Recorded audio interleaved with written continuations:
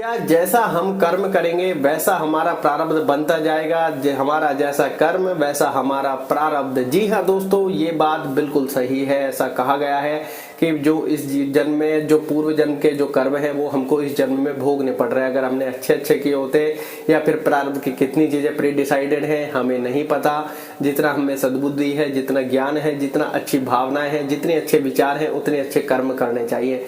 कर्म करने से ना कभी कतराना है और हमेशा प्रयासरत रहना है कि हमेशा अच्छे कर्म करने हैं।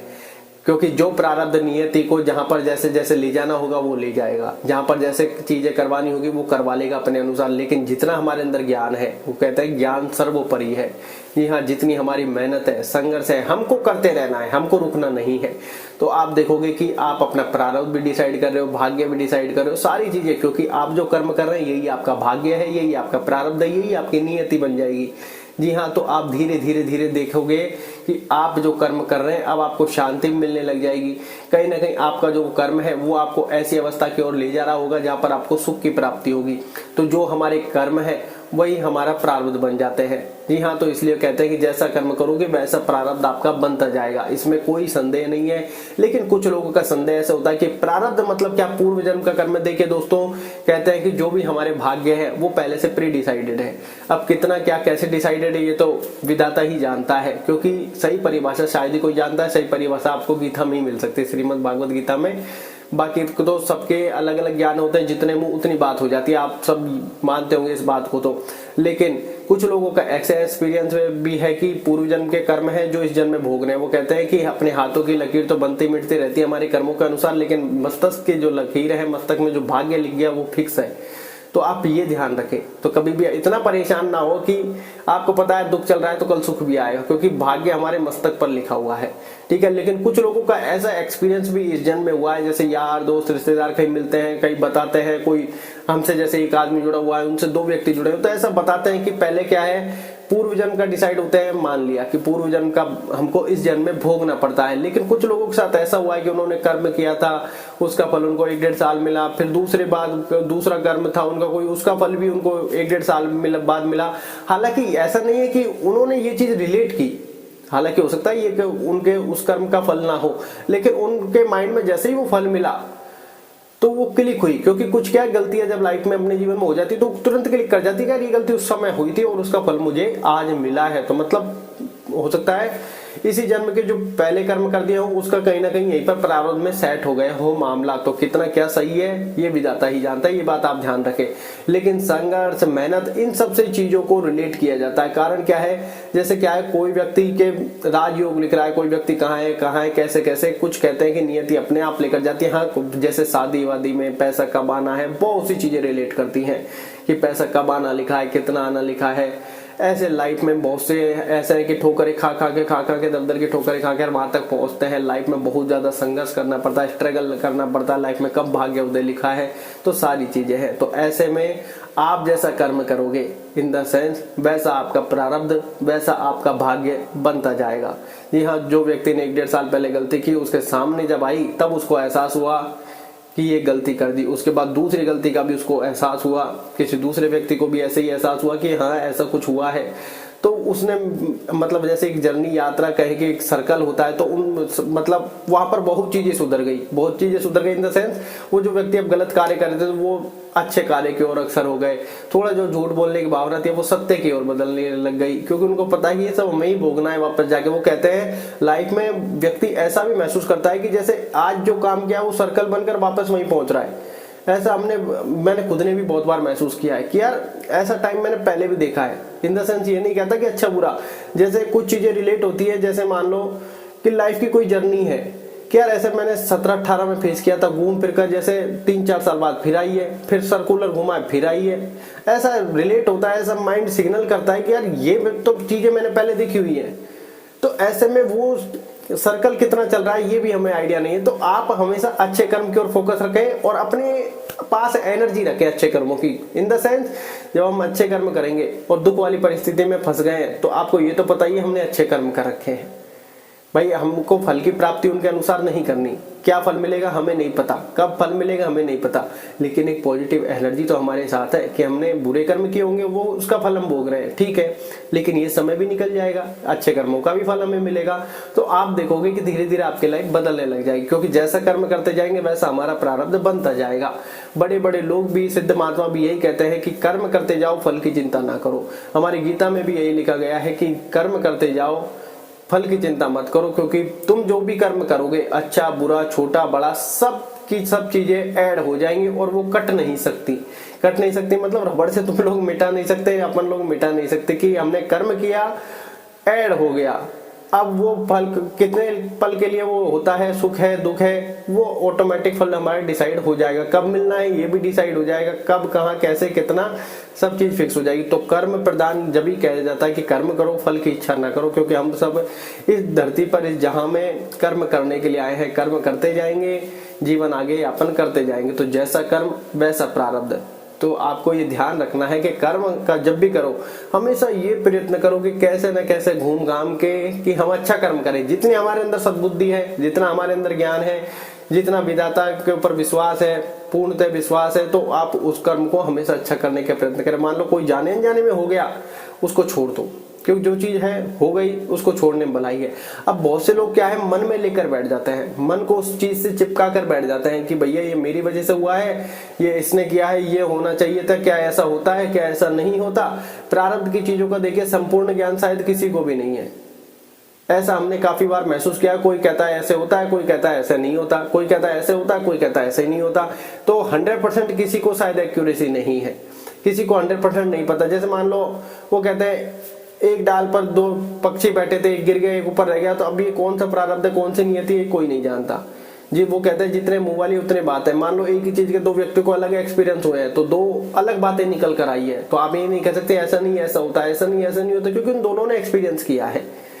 जैसे कहते हैं कि प्रारब्ध पूर्व जन्म का लेखा जोखा है, जबकि ऐसे दो व्यक्तियों से मैं मिला हूं जो कह रहे हैं कि पास्ट में हमने ऐसा किया था, हमने ये गलतियां की थी, क्योंकि गलतियां सबको याद रहती है, अच्छे कर्मों का कब कैसे फल मिलना है ये किसी को याद नहीं, लेकिन वो कहते हैं ना कि हाँ हमने 1-1.5-2 साल पहले ही गलतियां की थी, उसका फल हमें मिला है। क्योंकि क्या है, जैसे ही वो दुर्घटना जब हुई थी तभी उनके पहले क्लिक में हमें दिमाग में सिग्नल मिल गया कि ये हमने उस टाइम पे किया था। तो वो लोग मानते हैं कि इस जन्म में ये सब चीजें हुई हैं, दूसरे व्यक्ति ने भी ये महसूस किया, और बाकी जितना लेखा जोखा हम जानते हैं वो कहते हैं कि प्रारब्ध में जो पूर्व जन्म में हमने कर्म किए, जितने हमारे संचित कर्म इकट्ठे हो गए, प्रारब्ध इकट्ठा हो गया, हमारे शरीर का निर्माण हो गया, अब वो हमको भोगने हैं। तो लाइफ में आप ये बात ध्यान रखें कि सुख आता है दुख भी आता है।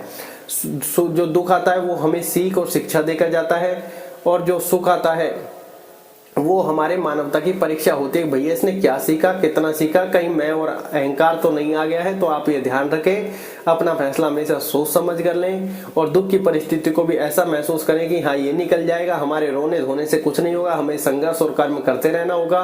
कर्म करने आए हैं, कर्म भोगने आए हैं, तो आप जीवन यापन अपना कर जाएंगे। क्योंकि अगर आप कहीं ना कहीं मायूस डिप्रेशन होकर घर में बैठ गए, चिंता में फंस गए, तो ये जर्नी आपके लिए और भी ज्यादा दुखदायी हो जाएगी। तो ऐसी अवस्था में जब बहुत से लोग कहते हैं कि कहना आसान है, सुख आता है तो सुख तो सब भोग लेते हैं, दुख में बड़ा मुश्किल है संघर्ष करना, चीजें करना।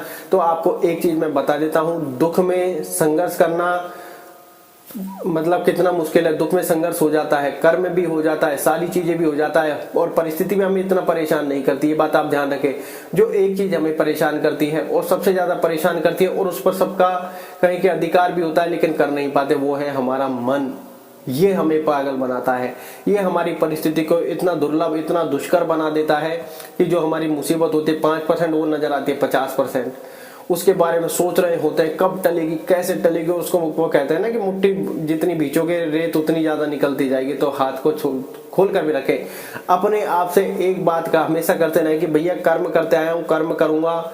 ये कहते हैं प्रारब्ध नियति में फिक्स है, अपने आप को आगे बढ़ाता रहूंगा, जब फल मिलना होगा मिल जाएगा, आपकी लाइफ बेटर होती जाएगी। क्यों?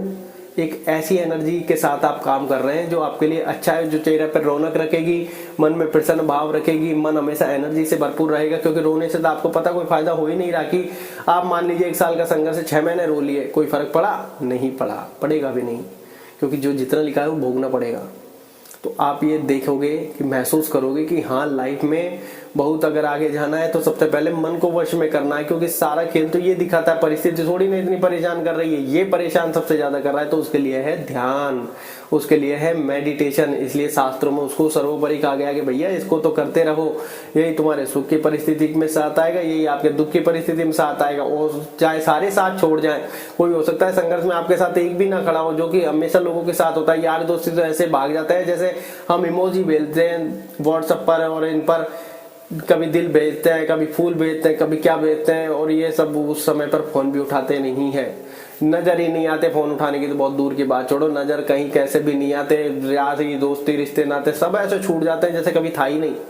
तो आप महसूस करोगे ध्यान आपके पास था, मेडिटेशन आपके पास था, और यही काम आ रहा है, क्योंकि दिमाग पर वो चीजें भी तो आगे होने वाली है कि यार कैसे दोस्त हैं, कैसे क्या है, छोड़ गए, मेरी उम्मीद थी। क्योंकि जब उम्मीदें टूटती है तो धक्का बड़ा लगता है। तो आप महसूस करोगे कि यार सारे के सारे लोग छोड़ गए, यार रिश्तेदार जो साथ थे वो टांग खींच रहे हैं, जो अपने घर वाले हैं वो सपोर्ट नहीं कर रहे हैं, तो अब हम कहाँ जाए। ऐसे दुख की परिस्थिति में भी आप ये कहोगे यार मेडिटेशन तो मेरे पास है ही है, कि ध्यान यार ये कहीं नहीं गया, और इसकी वजह से मन स्ट्रांग भी है, कहीं ना कहीं संघर्ष करने की क्षमता है, अंधकार हो गया तो फिर से स्टेप लेने की भी क्षमता मेरे अंदर है, सोचने समझने का भी विचार है। कि जब आप इतना बात कर रहे हैं अपने आप से, क्या संघर्ष में देखो क्या छोड़कर चल जाते हैं, छोड़ जाने तो कोई परवाह नहीं है, क्योंकि व्यक्ति अकेला ही आया था, अकेला जाएगा, कर्म भी अकेले ही करना है। सारी चीजें जब करनी है तो किसी से उम्मीद क्यों ही रखनी, क्योंकि उम्मीदें हमेशा टूट जाती हैं।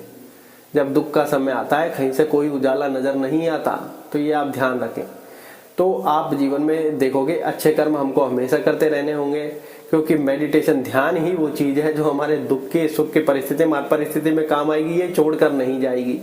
आप इसको छोड़ सकते हैं, ये आपको नहीं छोड़ेगी कि भैया करते जाओ, और ये आपको उस परिस्थिति में वो आनंद की अनुभूति कराएगी जो आपने कभी जीवन में ना कल्पना की होगी, ना कभी सपने में सोचा होगा। क्योंकि उस समय तो परेशान हमारा मन ही करता है, हमारी दुख की परिस्थिति चल रही है, हमको कर्म करने से ये रोकेगा, डर आएगा, ये दुनिया की ये सोचवाएगा कि क्या कहेंगे, कैसे होगा, कैसे नहीं, सामने वो है क्या सोचेगा।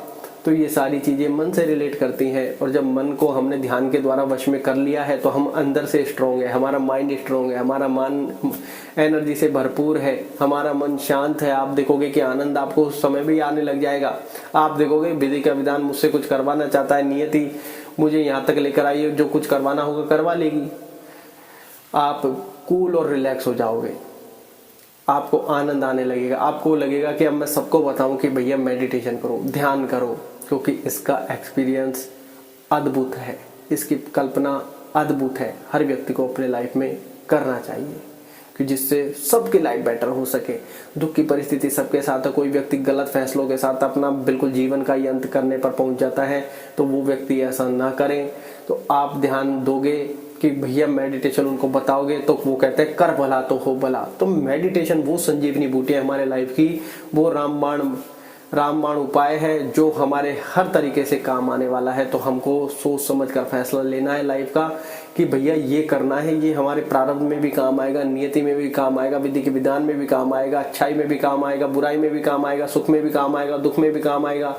आप देखोगे हर समय पर ये आपके काम आएगा। कोई आपके साथ खड़ा हो या ना खड़ा हो, कोई आपका साथ दे रहा हो या ना दे रहा हो, आप देखोगे जो मन भी आपको परेशान करेगा उस टाइम पे सारी चीजें आपके वश में होंगी, सारी चीजें आपके अधीन होंगी। आप खुद एहसास करोगे कि हाँ, कुछ ना होते हुए भी सब कुछ मेरे पास है, सब कुछ मेरी मुट्ठी में है, और सब कुछ होते हुए भी मेरे पास नहीं है, क्योंकि मेरे पास मेडिटेशन ध्यान और मन शांत नहीं है, मन स्ट्रांग नहीं है, हर समय डर भय चिंता सता रही है, तो आपके पास सब कुछ होकर भी कुछ नहीं है। तो इसलिए उसके लिए भी ध्यान करना है, सुख के लिए भी दुख के लिए भी ध्यान करना है। आप देखोगे कि आपके लाइफ धीरे धीरे धीरे धीरे चेंज हो रही है। किसी से उम्मीद ना रखें, उम्मीद सिर्फ इतनी नाम मात्र की रखें कि भैया नहीं साथ दे रहा तो कोई फर्क नहीं पड़ता, मैं अंदर से स्ट्रांग हूँ, मैं मजबूत हूँ।